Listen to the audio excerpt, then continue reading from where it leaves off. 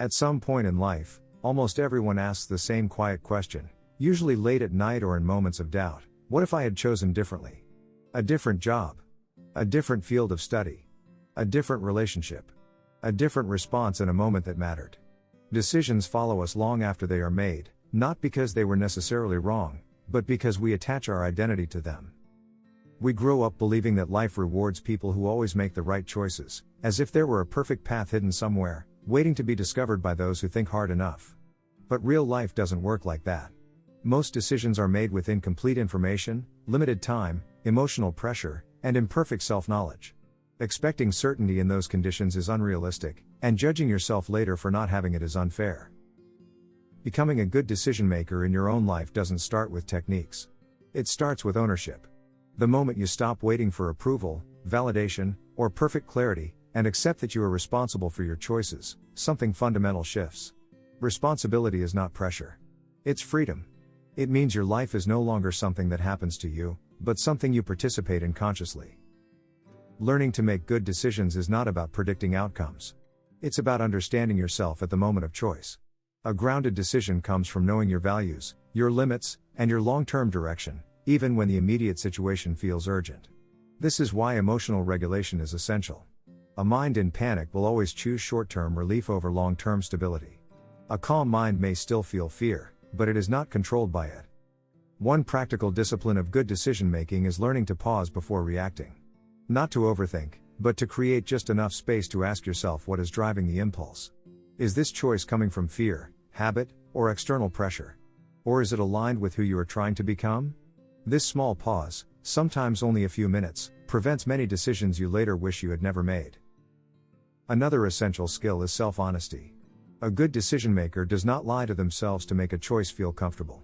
They are willing to admit when something no longer fits, when a path was chosen for the wrong reasons, or when avoidance is disguised as patience. Self-honesty is uncomfortable, but it prevents long-term regret. At work, this often means choosing growth over comfort, even when comfort feels safer.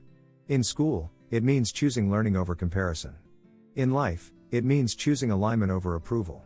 None of these choices guarantee ease, but they build inner stability, which matters far more. A strong decision maker also accepts that every choice has a cost. There is no option without trade-offs. Waiting has a cost. Acting has a cost. Staying has a cost. Leaving has a cost. Good decision making is not about avoiding cost, but about choosing the cost you are willing to carry without resenting yourself later. This mindset alone removes the illusion of a perfect option. What truly defines a good decision maker is what happens after the decision is made. Many people undermine their own choices by refusing to accept them. They revisit alternatives, compare outcomes, and mentally reopen doors that are already closed. This erodes confidence and creates inner instability. Acceptance is what turns a decision into a foundation instead of a burden. Accepting a decision does not mean it was perfect. It means you commit to making the best of it. You adjust, learn, and adapt instead of resisting reality. This is where personal power returns. Life becomes something you work with, not against. Over time, being a good decision maker also requires reflection. Looking back not to criticize, but to understand. What worked? What didn't? What you learned about yourself.